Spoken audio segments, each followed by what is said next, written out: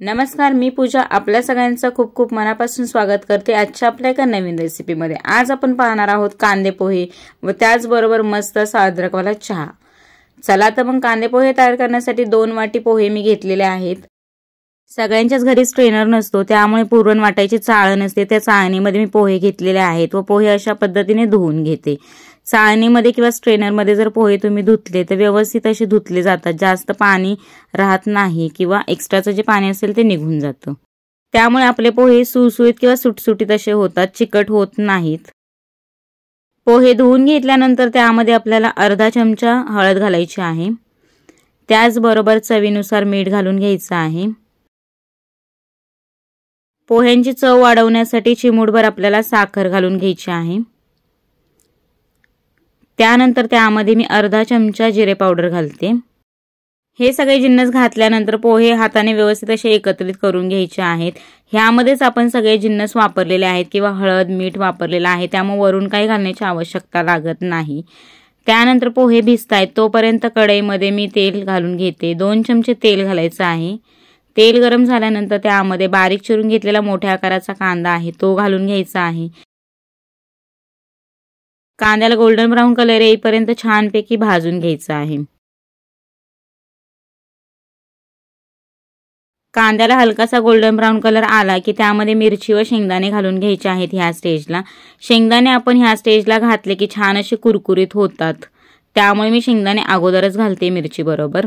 हे सुद्धा जिन्नस आपल्याला व्यवस्थित असे परतवून घ्यायचे आहेत तेलामध्ये।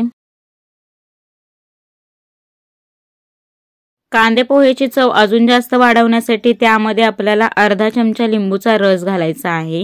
हो, आपण प्रत्येक वेळेस वरूनच लिंबाचा रस वापरतो, पण ह्या वेळेस पोहे तयार करताना लिंबू वापरायचा आहे, जेणेकरून सगळ्या पोह्यांना छान अशी चव लागते। लिंबूचा रस ह्यामध्ये घातल्यानंतर हे पुन्हा एकदा परतवून घ्यायचं आहे व त्यामध्ये आपण भिजवून घेतलेले सगळे पोहे घालून घ्यायचे आहेत। पोहे आपल्याला मीडियम फ्लेमवरती 5 ते 6 मिनिटांसाठी परतवून घ्यायचे आहेत व्यवस्थित असे। हळद आपण पोह्यामध्ये घातल्यामुळे जसं जसं आपण त्याला परतू तसं तसं छान असा पिवळा कलर यायला सुरुवात होते व आपले पोहे झटपट असे तयार होतात। पोहे आपले परतून झालेले आहेत, त्यामध्ये आपण बारीक चिरून घेतलेली हिरवीगार अशी फ्रेश कोथिंबीर घालणार आहोत। त्यानंतर 1 मिनिटभर लो फ्लेमवरती हे पोहे आपल्याला मिक्स करून घ्यायचे आहेत व गॅसची फ्लेम बंद करून घ्यायची। मस्त असे सुसुईत किंवा सुटसुटीत आपले पोहे तयार झालेले आहेत। पोहे आपल्याला खूप जास्त परतायचे नाहीत, नाहीतर ते कडक होण्याची शक्यता असते। या ठिकाणी आपले पोहे बनवून तयार झालेले आहेत। चला तर मग आता चहा तयार करूयात।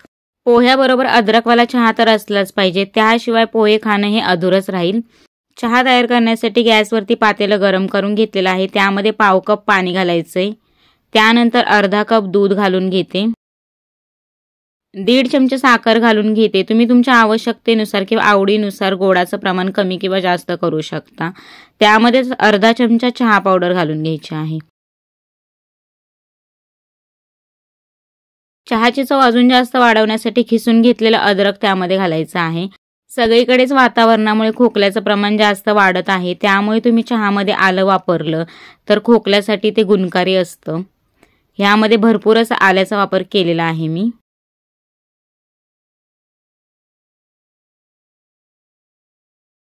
त्यानंतर त्यामध्ये पाव चमचा वेलची पावडर घालते। वेलची पावडर घातल्यामुळे चहाला अशी वेगळीशी टेस्ट येते किंवा चहा प्यायला मस्त लागतो। छान असा भन्नाट असा चहा आपला तयार होतो। मस्त अशी हाय फ्लेमवरती 1 उकळी काढून घ्यायची आहे। 1 उकळी काढून घेतल्यानंतर लो टू मीडियम फ्लेमवरती आपल्याला चहा 2 मिनिटांसाठी छान असा उकळून घ्यायचा आहे। मस्त असा उकळल्यानंतर चहाला कलरही छान येतो व टेस्ट सुद्धा छान लागते। चहा तयार करण्यासाठी मी जे प्रमाण तुम्हाला सांगितलेलं आहे त्याचप्रमाणे तुम्ही जर चहा तयार केला, परफेक्ट असा 1 कप चहा तयार होतो।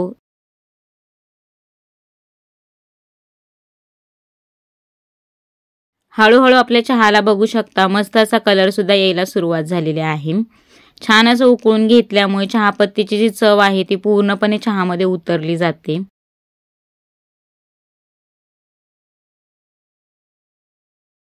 ह्या स्टेजला आपला अद्रक व वेलचीवाला चहा तयार झालेला आहे। गॅसची फ्लेम बंद करून घ्यायची आहे व मस्त असा गरमागरम चहा आपल्याला गाळून घ्यायचा आहे। परफेक्ट असं कॉम्बिनेशन असलेली आपली आजची रेसिपी तयार झालेली आहे, पोहे व चहा. कशी वाटली रेसिपी हे कमेंटद्वारे नक्की सांगा. अशा छान छान रेसिपी पाहण्यासाठी आपल्या चॅनलला लगेचच सबस्क्राईब करा. धन्यवाद.